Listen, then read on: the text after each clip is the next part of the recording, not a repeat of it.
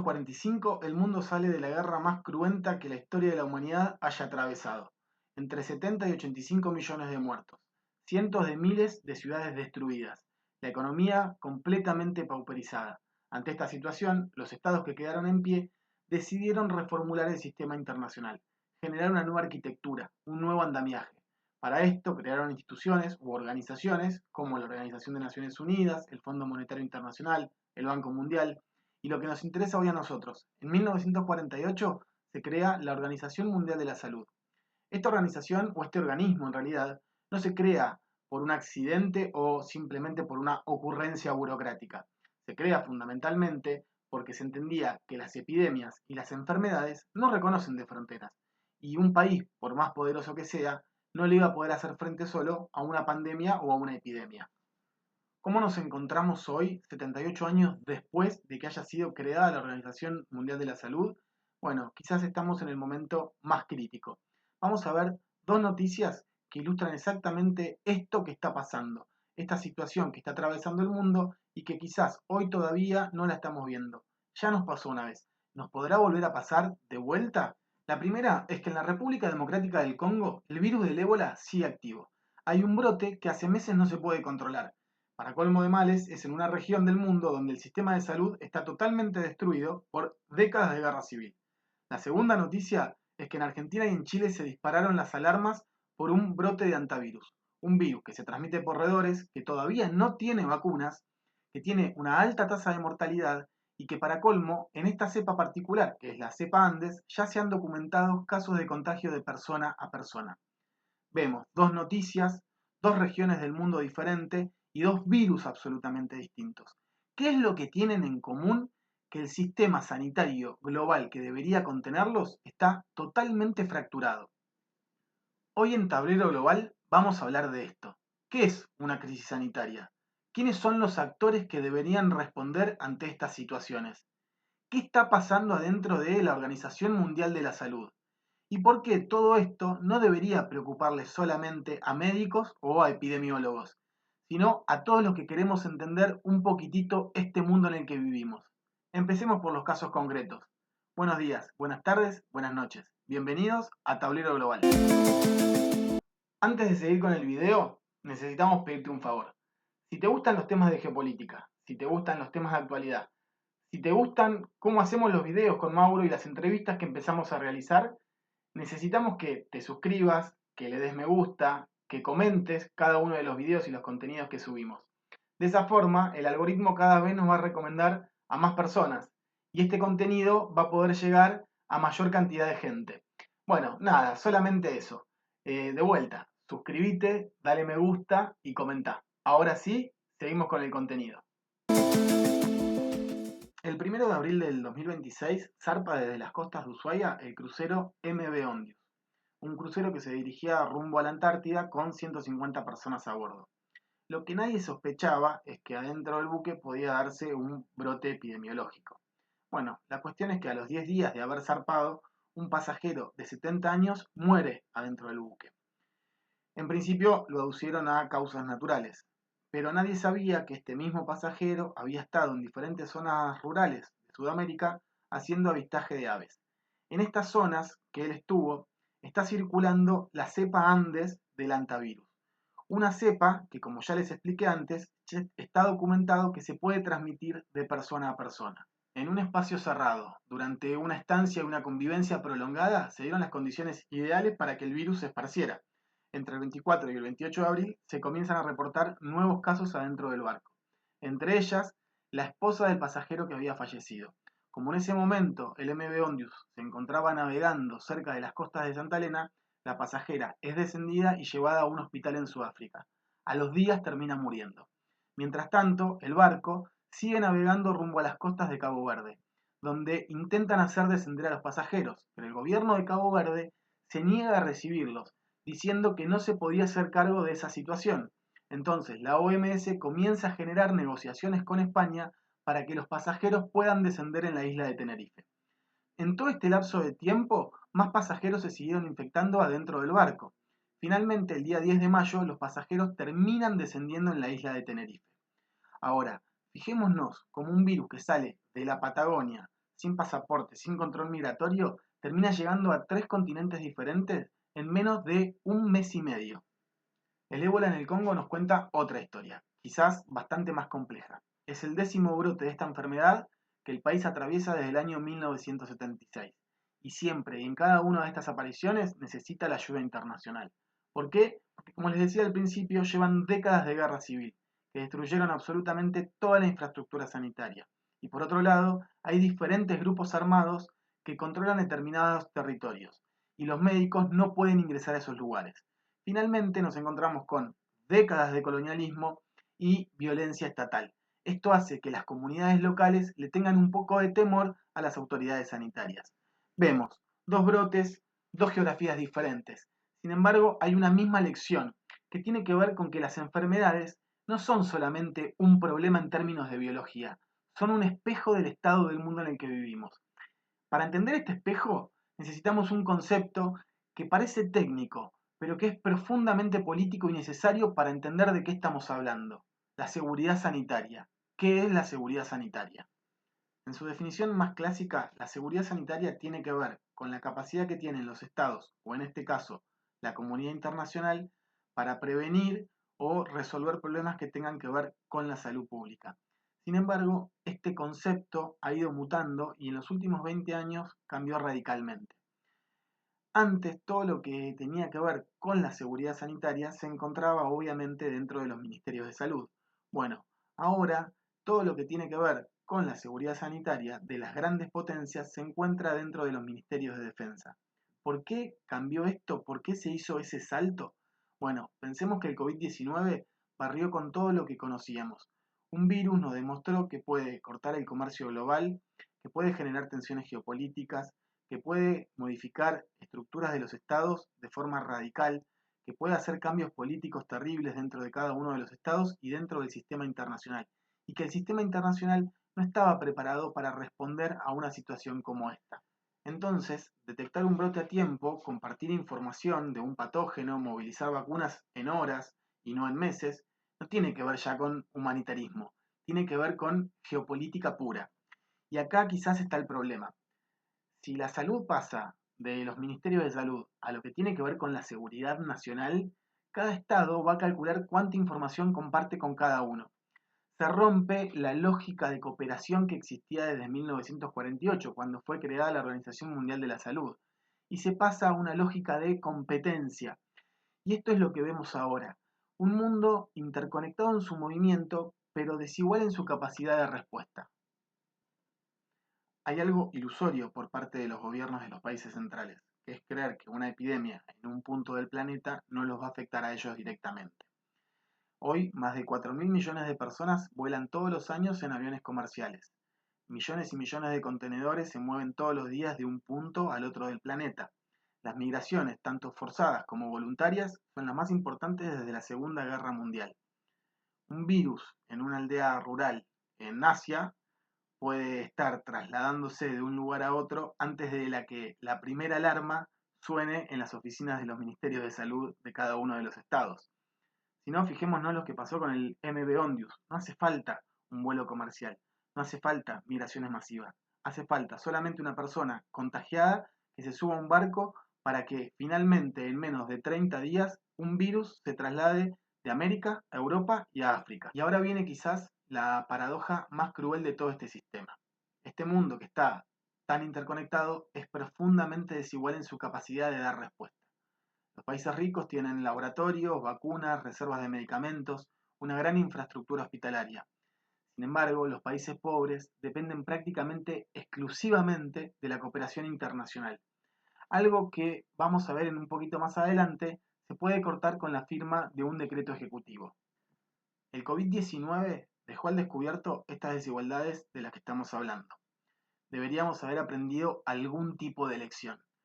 Mientras los países ricos en ese momento acumulaban entre 5 y 6 veces la cantidad de dosis de vacunas que necesitaban, el mecanismo COVAX, que es el mecanismo que utiliza la Organización Mundial de la Salud para el reparto más equitativo de vacunas a los países pobres del sur global, llegaban tarde, en menor cantidad de dosis de las necesarias, y en muchos casos muchos países no estaban preparados con la cadena de frío ni siquiera con la estructura para hacer la distribución de estas vacunas. Entonces, esta desigualdad sanitaria ya no es una cuestión de injusticia moral, es una falla del sistema. Un virus que circula sin control en un país pobre puede ir mutando hasta llegar más adaptado a un país rico que creía haber estado protegido. Para ponerlo en otras palabras, o estamos todos a salvo o nadie está a salvo. Ahora, la respuesta de la política a nivel global y sobre todo de las grandes potencias en este momento va en una dirección contraria a esta idea. Para entender por qué, vamos a mirar un poquito lo que está pasando dentro de cada una de las potencias del sistema. La Organización Mundial de la Salud es el organismo rector de la salud global. Sin embargo, por lo que estamos viendo en los últimos años, hay una profunda crisis de gobernanza sanitaria internacional. Para entenderla hay que mirar el tablero de las grandes potencias, cómo se están moviendo. Vamos primero a Estados Unidos. Durante décadas fue el mayor financiador de la Organización Mundial de la Salud. Llegó a cubrir entre el 18 y el 25% del presupuesto total. Ahora, sin ese dinero, el organismo básicamente no funciona. ¿Cuál es la cuestión? Que en enero, el 22 de enero de este mismo año, Estados Unidos, el presidente Donald Trump, firmó el decreto ejecutivo para salir de la Organización Mundial de la Salud. Ese decreto ejecutivo que les había dicho unos minutos atrás. Ahora, no solo salió de la Organización Mundial de la Salud, sino que además se fue sin pagar 200 millones de dólares de cuotas adeudadas, y lo más importante es que no se negoció ningún tipo de transición. Y esto dejó a la Organización Mundial de la Salud en una situación bastante compleja. Tuvo que despedir a la mitad de su equipo de directivos, que podrán decirme es un cuerpo burocrático, con lo cual no se modifican demasiado. Ahora, tuvo que eliminar también un cuarto de los agentes que tenía en territorio, es decir, estas personas que miraban los virus que nos pueden afectar directamente a nosotros, estos virus de los que estamos hablando hoy. La justificación que da el gobierno de Estados Unidos es la mala gestión del COVID, la influencia de China dentro del organismo y esta burocracia politizada. Ahora, si tuviésemos que hacer una lectura geopolítica realmente de qué es lo que está pasando adentro de la Organización Mundial de la Salud o por qué Estados Unidos se va, lo más probable es que podamos ver que Estados Unidos perdió el control de la narrativa dentro de este organismo y prefirió salir antes que intentar reformarla desde adentro. Como les decía antes, el impacto va mucho más allá del presupuesto. Y acá está quizás la contradicción más incómoda de todo esto que estamos hablando. Hay un sistema que se llama el sistema PAPS, que es básicamente un mecanismo para regular a las farmacéuticas. En mayo del 2025 se firmó un tratado de pandemias que se estaba negociando desde el año 2022, es decir, tuvo 3 años de proceso de negociación. Ahora, este tratado de pandemias básicamente lo que hace es ordenar al sistema global ante una situación de una pandemia. Pero ¿qué pasa? Tiene un punto clave, un mecanismo central, que es el PAPS, que es básicamente la regulación por parte de la Organización Mundial de la Salud a las farmacéuticas para entregar un 20% de las vacunas que produzcan en el momento de más complejidad de la pandemia para repartirla entre los países más pobres. ¿Qué pasa? Todavía los países no se pusieron de acuerdo y siguen negociando este proceso para que entre en vigencia el sistema PAPS. Pero ¿cuál es la cuestión? Las mayores farmacéuticas del mundo están adentro de Estados Unidos. Pfizer, Moderna, Johnson & Johnson, Merck. Entonces, si Estados Unidos está fuera de la Organización Mundial de la Salud y ausente de estas negociaciones, las empresas farmacéuticas que están adentro de Estados Unidos se van a acoger a la regulación internacional. La sensación es que el mundo está intentando construir un sistema para garantizar un acceso equitativo a las vacunas en la próxima pandemia, pero los actores que tienen que producir estas vacunas no están en la mesa de negociación. Básicamente sería como negociar las reglas del comercio global sin el país que tiene las empresas más grandes del mundo. Por otro lado se encuentra China. China es un jugador de largo plazo. Por un lado, aumentó las contribuciones voluntarias a la Organización Mundial de la Salud y a su vez apoyó la elección del actual director general.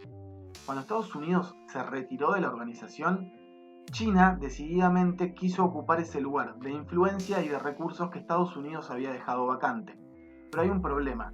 El sistema internacional todavía desconfía un poco de China, sobre todo por lo que tiene que ver con el inicio del COVID-19. Cuando la pandemia inició, China no permitió que investigadores independientes fueran a analizar a ver qué es lo que había pasado y por otra parte tardó bastante en compartir la información sobre el virus, lo que hace que al resto del mundo todavía le tenga un poco de resquemor. Ahora vamos a Rusia, que es quizás el caso más ambiguo de todos. Rusia desarrolló su propia vacuna cuando fue la pandemia del COVID-19. La compartió con los países de América Latina y de África, es decir, con los países pobres, con el sur global. Pero esto lo utilizó fundamentalmente como una herramienta de influencia geopolítica. Cuando tuvo que votar el Tratado de Pandemias para organizar una herramienta a nivel supranacional, Rusia se abstuvo, aduciendo que este tratado intervenía directamente sobre su soberanía nacional. Es decir, Rusia es un actor que cuando le conviene juega a favor del sistema y cuando no juega en contra del sistema. Ahora nos toca la Unión Europea, el actor seguramente más comprometido con el multilateralismo sanitario, pero a su vez se enfrenta a sus propias tensiones internas. Tanto Polonia como Italia y Eslovaquia se abstuvieron en la votación del Tratado de Pandemias. Las razones, las mismas que había dado Rusia.